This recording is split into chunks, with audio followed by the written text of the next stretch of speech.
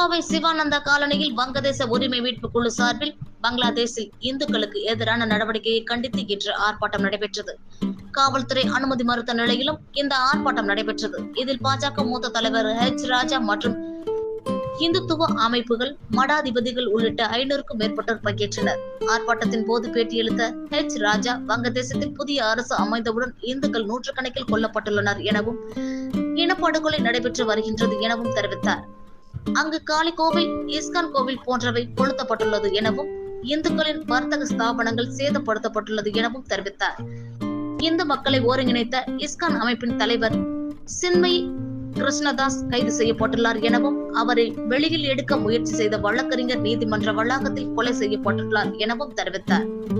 மேலும் அவருக்காக முஸ்லிம் வழக்கறிஞர்கள் யாரும் நீதிமன்றத்தில் பெட்டிஷன் போடக்கூடாது என பகிரங்கமாக பேசியிருக்கின்றனர் எனவும் வங்கதேசத்தில் இந்துக்களுக்கு எதிரான தீவிரவாதம் நடைபெற்றுக் கொண்டிருக்கின்றது. இதை கண்டித்து தமிழகம் முழுவதும் RSS, இந்து முன்னணி உள்ளிட்ட அனைத்து இந்துத்துவ அமைப்புகளும் ஒருங்கிணைத்து போராட்டம் நடத்தி கொண்டிருப்பதாகவும் தமிழகத்தில் உள்ள இந்து விரோத ஸ்டாலின் அரசு இந்த போராட்டத்திற்கும் அனுமதி மறுத்துள்ளது.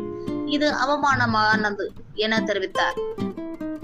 ஸ்டாலின் அரசால் 2ஆம் தர குடிமக்களாக இந்துக்கள் நடத்தப்படுகின்றனர் எனவும் இதை தடுத்து நிறுத்தப்பட வேண்டுமானால் 2026 திமுக கூட்டணி வேரோடு நீக்கப்பட வேண்டும் எனவும் இந்த அரசு இந்து விரோத அரசாக இந்து கோவில் சொத்துக்களை கொள்ளை அடிக்கின்ற அமைப்பாக இருந்து வருகின்றது எனவும் தெரிவித்தார்.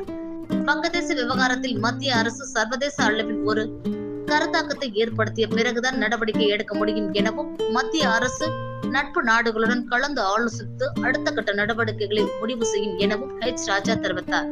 இதனையடுத்து தடையை மீறி ஆர்ப்பாட்டத்தில் ஈடுபட்ட ஹெச் ராஜா உட்பட 500க்கும் மேற்பட்டோர் கைது செய்யப்பட்டுள்ளனர்.